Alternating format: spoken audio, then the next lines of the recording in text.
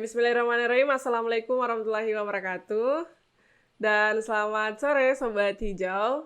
Apa kabar nih teman-teman Sobat Hijau di luar sana? Semoga selalu dalam keadaan sehat. Amin.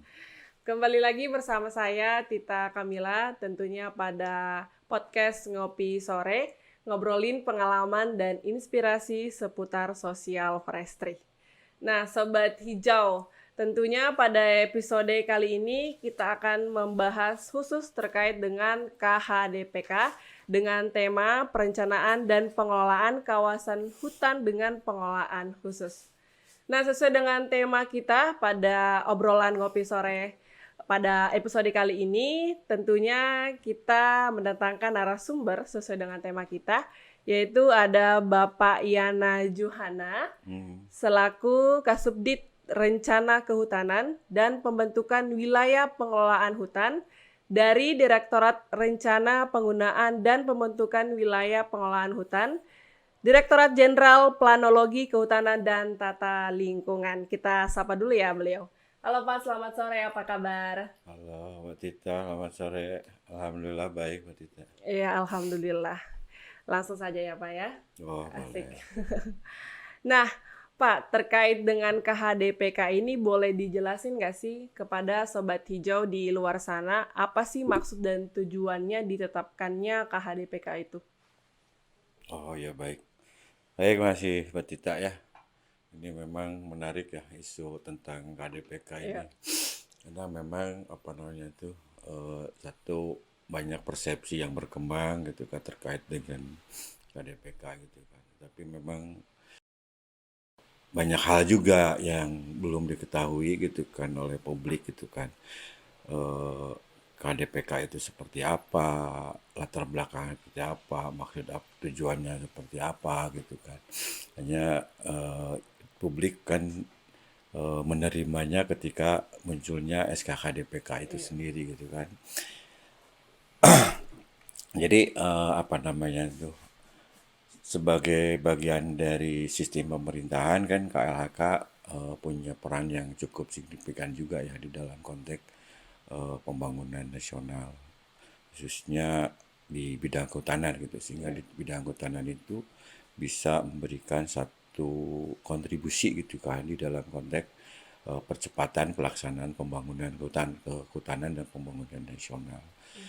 Salah satu latar belakang memang ada beberapa hal yang harus diketahui baik secara peraturan perundangan, kemudian dari fakta-fakta di lapangan dan berbagai proses-proses gitu yang melatar belakangi dari apa namanya tuh kenapa KDPK ini menjadi muncul gitu kan.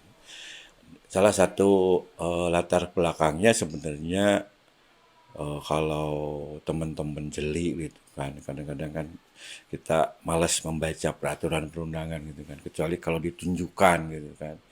Nah, di dalam PP 23 yang notabene adalah turunan dari Undang-Undang CK tahun 2020 gitu kan, gitu. PP 23 tahun 2021 gitu kan. Itu mengamanatkan sebenarnya dari pemerintah gitu kan menyikapi tindak lanjut dari Undang-Undang CK itu sendiri gitu kan.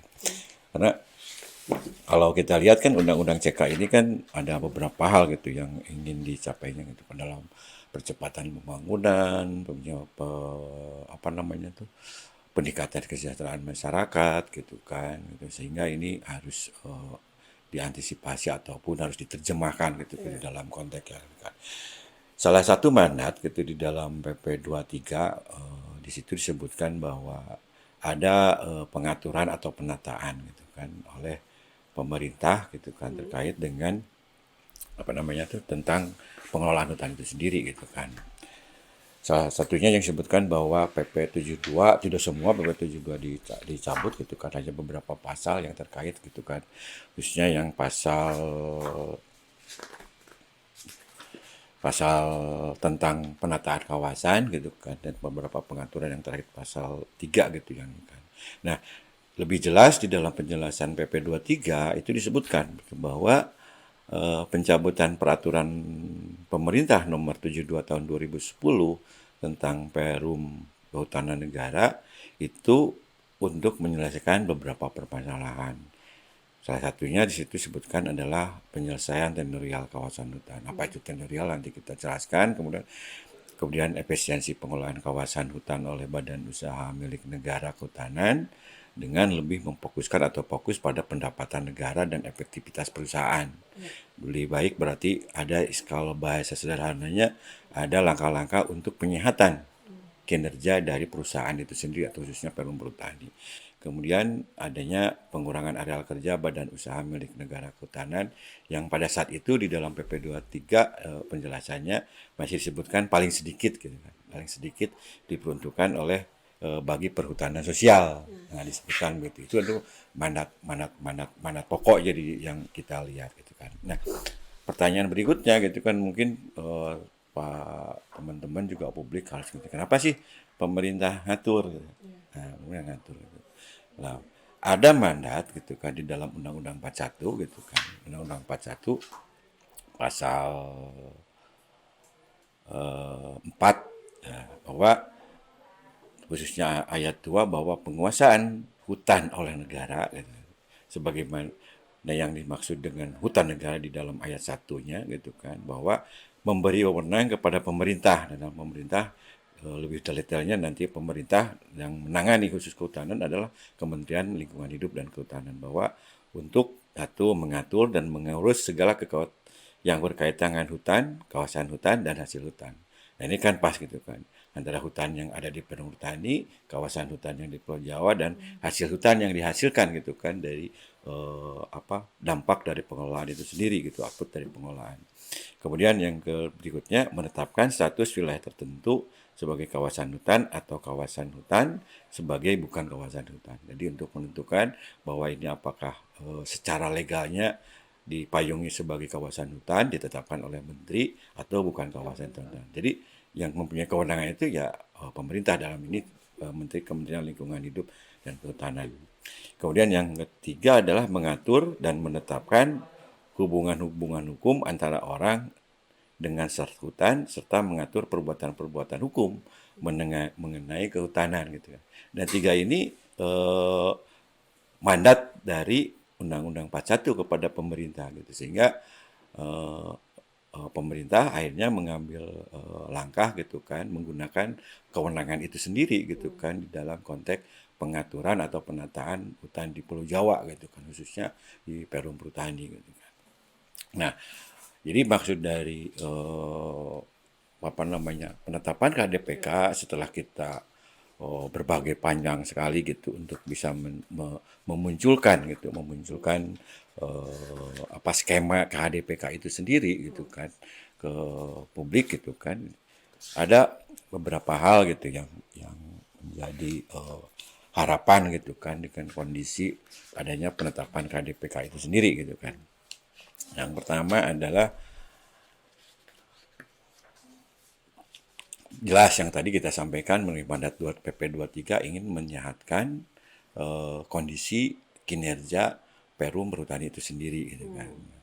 Kenapa kinerja Perum kok diperbaiki gitu kan? Karena salah satu yang menjadi latar belakang gitu kan ada satu evaluasi dari Litbangnya KPK itu kan mengenai situasi dan kondisi Perum Perhutani gitu kan. Dan ternyata dari semua hasil Litbangnya KPK itu sendiri itu mengindikasikan itu ada berbagai hal yang ternyata banyak areal-areal yang kalau dilihat dari kewenangan yang diberikan di PP 72 ternyata itu tidak mungkin diselesaikan oleh Perum Perhutani. Salah satunya apa? Itu satunya adalah sepertinya adanya pemukiman di dalam kawasan hutan atau sekarang disebut torak gitu kan kalau istilahnya torak kan gitu kan. Kemudian juga ada areal-areal yang sifatnya perizinan gitu yang memungkinkan memang itu adalah kewenangan pemerintah tidak mungkin dilakukan oleh Perhutani itu sendiri gitu kan.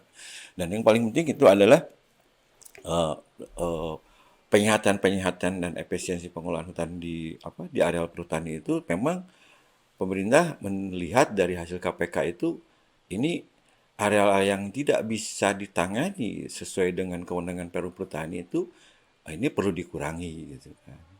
Lalu dilakukan pengurangan langkahnya dan diserahkan pemerintah supaya pemerintah bisa mengatur sesuai dengan kewenangannya.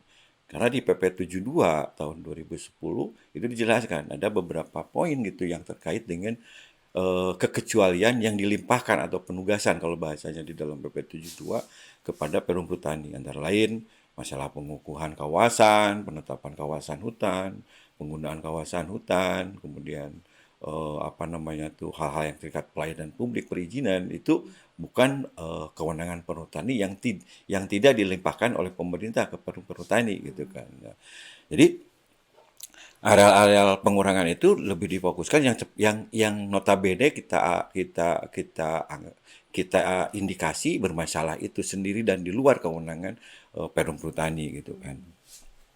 Nah itu yang menjadikan kemudian dari situ kita berharapkan juga dengan pernyataan Perum Perhutani bisa berfokus terhadap efisiensi pengelolaan pengawasan hutannya atau pengawasan kawasan hutannya terhadap output-output dari kehutanan itu sendiri.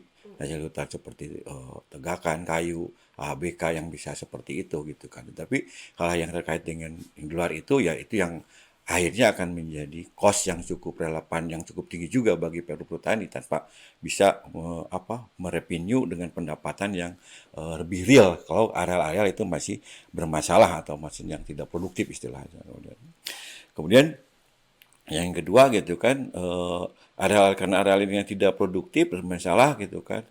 Jadi eh, ada satu kewenangan pemerintah gitu kan di dalam konteks ini untuk mempercepat proses pemulihan lingkungan hidup, termasuk di dalam konteksnya adalah rehabilitasi, salah satunya rehabilitasi karena banyak lahan kritis gitu kan, baik di kawasan Perum Perhutani gitu kan, baik di hutan produksi maupun hutan lindung yang memang sensitif gitu kan, yang memang memerlukan satu apa namanya tuh sentuhan atau intervensi yang lebih kuat lagi oleh pemerintah gitu sehingga proses-proses pemulihan ini bisa berjalan sebagai mana mestinya gitu kan sehingga apa namanya tuh dukungan dari kondisi lingkungan yang baik ini secara otomatis ataupun nantinya akan berdampak terhadap dukungan peri kehidupan masyarakat itu sendiri di Pulau Jawa. Contohnya apa mempercepat ke penyerapan air gitu kan sehingga ketahanan air juga bertambah atau seperti apa gitu kan kenyamanan-kenyamanan yang lain yang didampakkan dari sisi lingkungan itu memang apa namanya tuh fokus dari pemerintah itu sendiri gitu kan. Dan kemudian selain itu juga pemulihan itu kan dilakukan dengan peningkatan pengendalian gitu, pengendalian dari deforestasi. Kita concern sekali gitu pemerintah dengan KDPK itu gitu, termasuk nanti ketika Perum itu sudah dipecah agar deforestasi itu bisa terkontrol gitu sama pemerintah. Jadi bukan sesuatu yang bahwa dengan KDPK ini akan terjadi masif deforestasi itu yang menjadi concern pemerintah tidak seperti itu. Jadi lebih pada pengendalian deforestasi dan degradasi lahan itu gitu. Karena banyak kasus-kasus gitu di Pulau Jawa ini kan udah ya Mbak Tita tahu kan lah, Mbak Tita aja mungkin satu dari berapa ratus juta gitu atau ratus juta masyarakat di Pulau Jawa gitu kan yang hidup di sini gitu kan. Nah itu dampak-dampaknya ketika area yang tidak produktif dan tidak tertangani itu akan rentan sekali gitu kan untuk hal-hal yang tidak diinginkan secara lingkungan. Kemudian ya kita juga mendorong supaya ada peningkatan dampak gitu kan kerusakan lingkungan pada area-area yang padat penduduk. Gitu. Karena Jawa ini kan luar biasa gitu kan.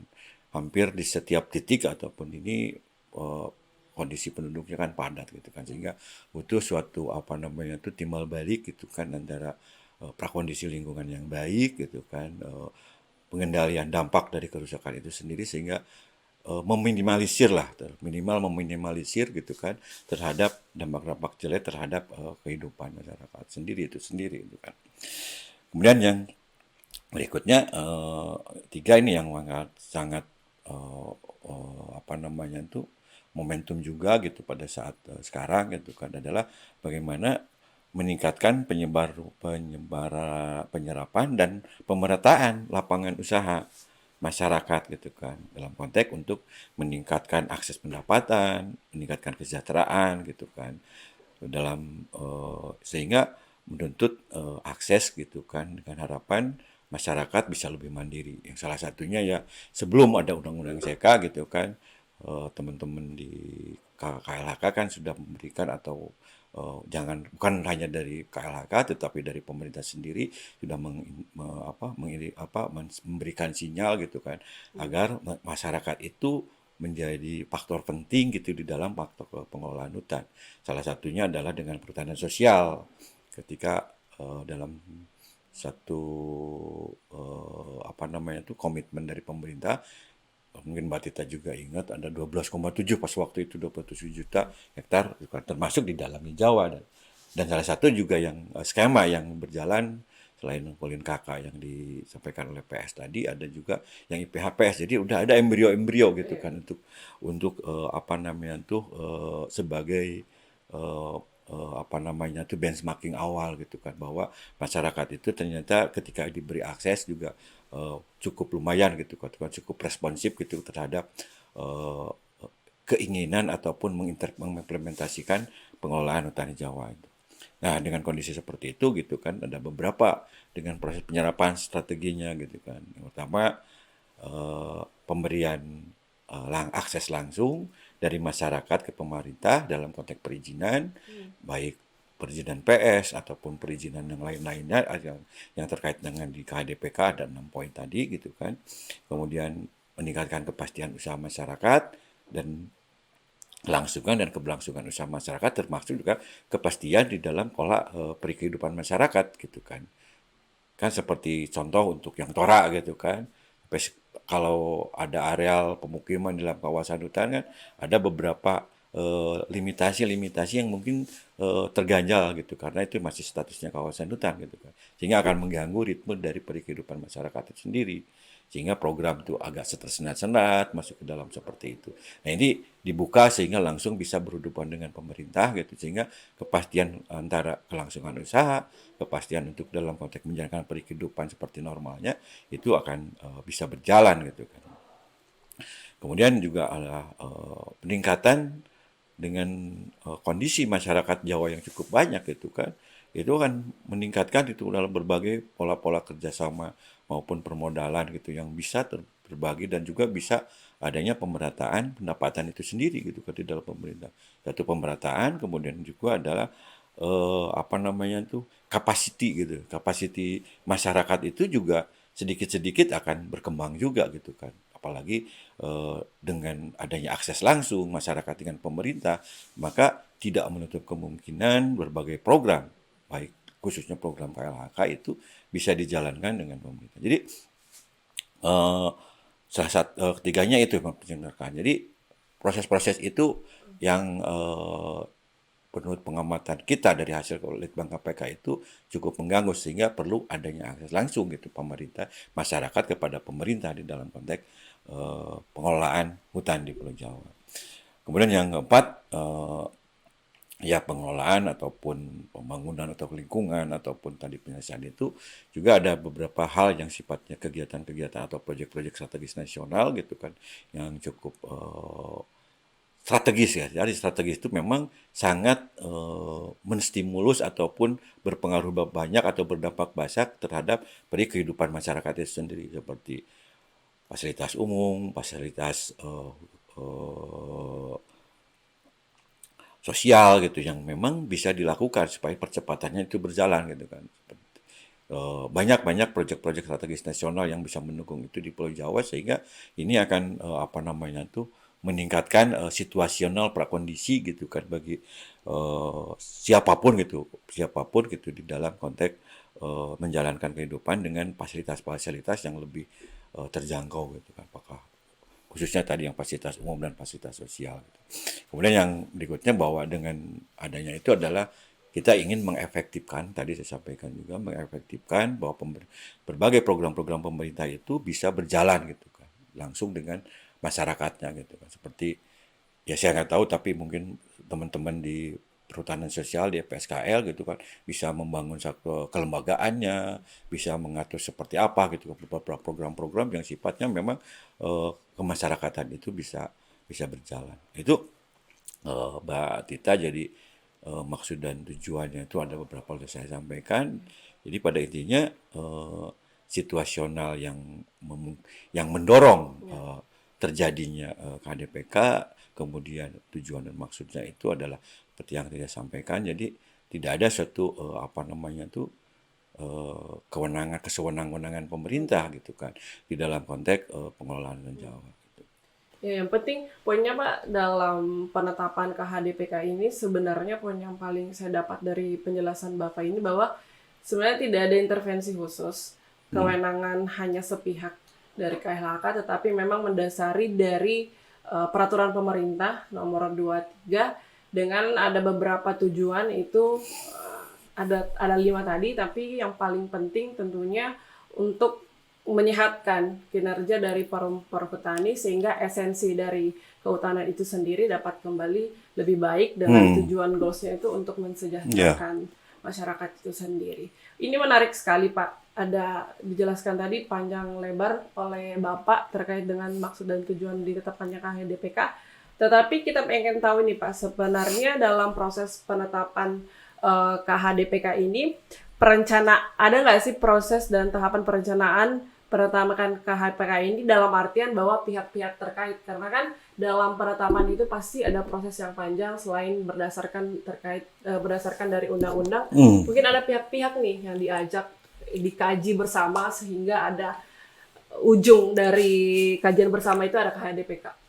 ya, ya tentunya Pak, Mbak Tita gitu di dalam proses detail, proses teknis gitu kan, eh, dalam menjaga marwah tujuan dan maksud tujuan yang bagus tadi gitu kan, memang kita sangat apa namanya tuh hati-hati gitu kan di dalam menerjemahkan secara teknis gitu kan, khususnya terkait dengan kawasan karena ini menyangkut berbagai pihak gitu kan, Ya. sama itu kan.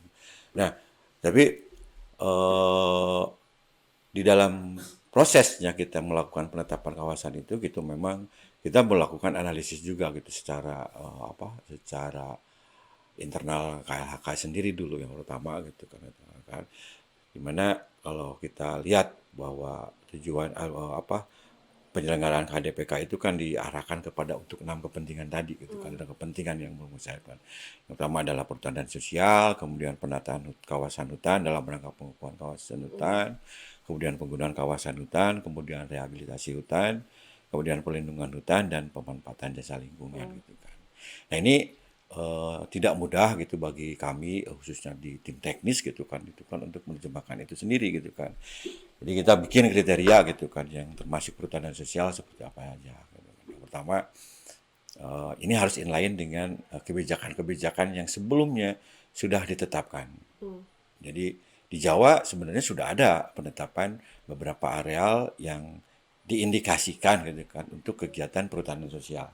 Yang pertama itu. Jadi dan itu pas waktu yang mungkin Mbak Tita tahu istilahnya ada PIAP gitu kan, peta indikatif areal perhutanan sosial gitu kan. Nah itu beberapa areal indikatif areal perhutanan sosial gitu kan yang sudah ditetapkan oleh PIAP itu menjadi salah satu sumber data kami gitu kan, karena kami juga sudah berproses dengan Perum dengan Perum Perhutani ketika kita akan menggulirkan peta indikatif areal perhutanan sosial itu sendiri gitu kan. Nah, itu ada yang indikatif gitu kan dalam petanya, ada yang sedang berproses gitu di dalam pengelolaan perhutanan sosial, ada juga yang memang sudah definitif gitu kan. Nah, itu tiga tahapan di dalam proses penetapan areal perhutanan sosial ini menjadi basis data kami juga gitu kan. Jadi ya dalam konteks PS kami yang melibatkan teman PSKL, menyebutkan Perum Pertanian juga dengan mengarus utamakan dari peta indikatif areal perhutanan sosial. Nah ini yang pertama gitu. Yang kedua, dalam konteks penataan kawasan hutan dalam rangka pengukuhan kawasan hutan. Dan pemerintah di dalam konteks yang kedua ini, dalam penataan kawasan hutan, ini kan di dalamnya diarahkan kepada penyelesaian kawasan hutan PPTK atau TORA gitu kan, di mana pemerintah sudah mengidentifikasi juga sebelumnya sebelum ada undang-undang CK ada yang namanya peta PPTK atau penyelesaian pemukiman atau tanah di dalam kawasan hutan, penyelesaian tanah di kawasan hutan atau TORA itu sendiri. Jadi itu juga sudah dalam teman-teman kebetulan di Dirjen PKTL di bagian khususnya Dirjen PKTL juga sudah mengidentifikasi dan melakukan berbagai pembahasan dengan sektor-sektor terkait lainnya gitu kan untuk munculnya peta penetapan PPTK itu sendiri ya peta TORA gitu kan. Kemudian peta penggunaan kawasan hutan gitu kan. Nah, peta penggunaan kawasan hutan itu adalah ada beberapa hal. Yang pertama adalah PPKH itu sendiri gitu, perizinan penggunaan pinjam pakai kawasan hutan, baik yang pemerintah maupun yang swasta. Terutama juga hal yang terkait dengan proyek-proyek strategis nasional gitu yang dari Pasus Pasom itu gitu yang menjadi titik fokus kita gitu kan. Di mana proyek strategis nasional kan sudah ditetapkan juga oleh pemerintah gitu kan dalam hal ini gitu. Mana-mana proyek-proyek strategis nasional di Pulau Jawa gitu kan yang berada di kawasan hutan pada intinya nanti akan eh, eh, akan mengikuti atau harus tunduk pada proses-proses yang berlaku di kehutanan dalam konteks penggunaan. Itu jadi peta-peta itu apa indikasi atau lokasi itu menjadi bagian kita gitu ketika kita melihat dari sisi itu. Kemudian yang berikutnya peta rehabilitasi hutan gitu kan. Nah, kami juga di Ditjen PKTL kami berkoordinasi lah dengan Ditjen Pedasael gitu ya sekarang. Pedas RH kalau sekarangnya Pedas RH gitu kan. Mana-mana area-area yang ditetapkan sebagai areal kritis, sangat kritis ataupun apa ya seperti itu yang ditetapkan oleh teman-teman Pedas RH gitu sehingga ini akan menjadi bagian yang tidak terpisahkan di dalam konteks KDPK yang di Pulau Jawa. Kemudian adalah untuk perlindungan pemanfaatan jasa lingkungan. Nah ini memang kita berpegangnya ke dalam konteks identifikasi ke daya dukung daya tampung gitu yang di teman-teman Peda KWS sudah memberikan sinyal tentang daya dukung daya tampung dan pemanfaatan jasa yang bisa daya dukung daya tampung hutan gitu di dalam konteks itu gitu kan. Termasuk juga kita mengkolaborasi juga dengan peta peta PIPIP penghentian izin-izin baru gitu kan, dimana hampir area-area yang masuk PIPIP itu menjadi bagian yang tidak terpisahkan di dalam konteks KDPK. Jadi secara umum gitu kan Mbak Tita gitu kan, kita tidak hanya melihat sisi biofisik lapangan gitu kan itu kita berawal dari legalitas ataupun hal-hal yang sudah ditetapkan secara resmi sebelumnya sebenarnya ada undang-undang CK itu sendiri gitu.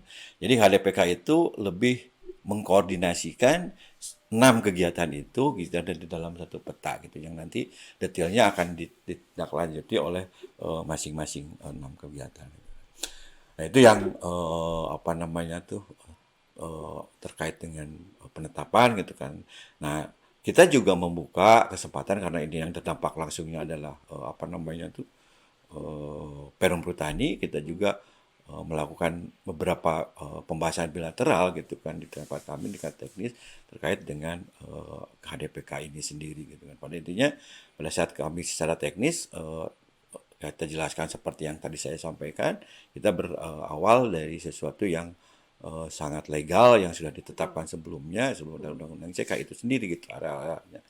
Kalaupun ada tambahan ya itu yang memang menjadi bagian yang di bilateral. Tapi eh, beberapa kesepakatan itu sudah kita